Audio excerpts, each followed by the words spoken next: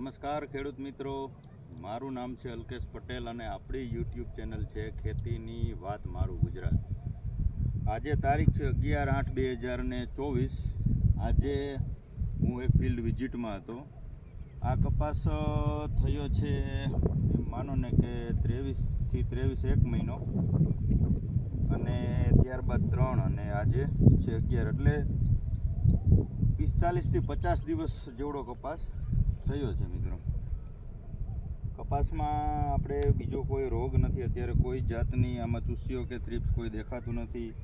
45-50 દિવસનો કપાસ છે, તમે જોઈ શકો છો. આપણે આની અંદર એસીફેટ, મોનો અને પ્રોફેનો સાયપર આવો ટૂંકમાં છંટકાવ કરેલો છે. તો અત્યારે ખેડૂત મિત્રોને એટલી ભલામણ કે જરૂર નથી ત્યાં સુધી તમે ખોટા ખર્ચા કે મોંઘા પંપ થાય એવી દવાનો ઉપયોગ કરીને ખોટા ખર્ચા ન ચડાવો. આમાં કોઈ રોગ છે નહીં. ઠીક છે, ચૂસિયા પ્રકારની જે વેરાયટી હશે જે કપાસની, તો એની અંદર તમને ચૂસિયો જોવા મળતો હશે તો તમે છાંટી શકો છો. પણ બીજા ઓલ ઓવર આપણે જોઈએ છે ફિલ્ડની અંદર તો ક્યાંય અત્યારે સફેદ માખી કે થ્રિપ્સ કે વધારે પડતા ચૂસિયાના એટક ક્યાંય જોવા મળતા નથી.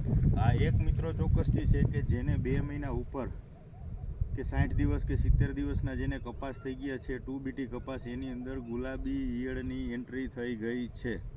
ગુલાબી ઈયળ આવી ગઈ છે. તો એ ખેડૂત મિત્રોએ પોતાના ખેતરમાં, પોતાના ફિલ્ડ ઉપર વિઝિટ કરી નીચે જે ચાપવા ખૈરા હોય ચાપવા ચેક કરવા અથવા ગમે ત્યાંથી ચાપવું તોડી અને ચકાસવું કે આપણા કપાસમાં ઈયળ દેખાય છે કે નહીં. હું એક તમને શોર્ટ વિડીયો નાનો મોકલીશ. ત્યાં કોઈ શૂટિંગ ઉતારે એવું નહોતું. મેં એક ફિલ્ડની વિઝિટ કરી હતી. ત્યાં એ કપાસની અંદર મેં ઈયળના એટક જોયો છે, એટલે હું તમને એક વિડીયો દ્વારા પણ મોકલીશ. પણ કહેવાનો મતલબ એટલો છે કે અત્યારે 60 દિવસ સુધીના 50 દિવસ સુધીના કપાસમાં કોઈ રોગ જીવાત છે નહીં, નોર્મલ છંટકાવ કરજો. 70 દિવસથી એવું લાગે તો સારી દવા કે ઊંચા જે રોગ આવે એની અનુસાર તમે છંટકાવ કરજો. પણ અત્યારે જે લોકો છંટકાવ કરવા માગતા હોય એને મારી એક જ ભલામણ છે કે એની અંદર પ્રોફેનો સાયપર દવા ખાસ એડ કરવી. ઈયળ માટેની પ્રોફેનો અને વિથ સાયપર આવે, સાયપર પ્રોફેનો જે મિક્સ આવે છે એ દવાનો છંટકાવ અવશ્ય કરવો, જેથી કરીને તમને ઈયળમાં ઘણી ખરી રાહત મળશે. એટલે બીજા કોઈ ખોટા ખર્ચા અત્યારે જરૂર નથી. આગળના સમયમાં બધા એટક આવતા જ હોય છે. થ્રિપ્સ આવશે, કથિરી આવશે, મોલો આવશે, ચૂસિયો આવશે.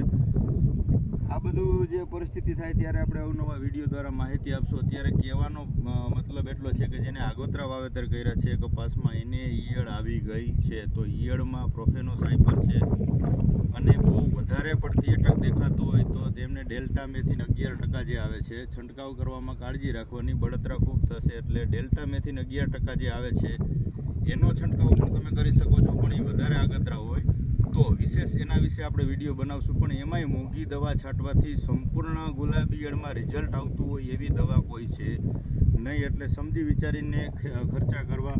તમે 10 દિવસે સ્પ્રે કરો છો તો ઈયળની દવા એક નાખી દો કોમન. પછી તમે આવી ગયા પછી કોઈ હાઈ લેવલનો કે ખોટા મોટા ખર્ચા થાય એવો પંપ કરીને ખર્ચો કરશો તો પણ તમને સીધું રિઝલ્ટ મળશે નહીં. તમારે છંટકાવ કરતા હોય ત્યારે દર વખતે થોડી ઇમામેક્ટિન છે કે કોરાજન છે કે ત્યારબાદ પ્રોફેનો સાયપર છે કે અલગ જે હોય ઈયળની દવા લાગુ પડતી હોય એવી છંટકાવમાં તમારે 10થી 15 દિવસે એક છંટકાવ કરી દેવો, જેથી કરીને આવનારા સમયમાં ઈયળનો તમને જે એટક આવે તો એમાંથી રાહત અચૂકથી મળી શકે. હવે બીજો વિડીયો આપણે મગફળીના મૂંડા વિશે બનાવવાનો છે. એમાં પણ ખૂબ અત્યારે એટક આવી ગયા છે, એમાં પણ ખૂબ ફરિયાદો છે. તો વિશેષ આપણે આવતીકાલે વિડીયો બનાવશું. મને રજા આપશો મિત્રો. જય જવાન, જય કિસાન.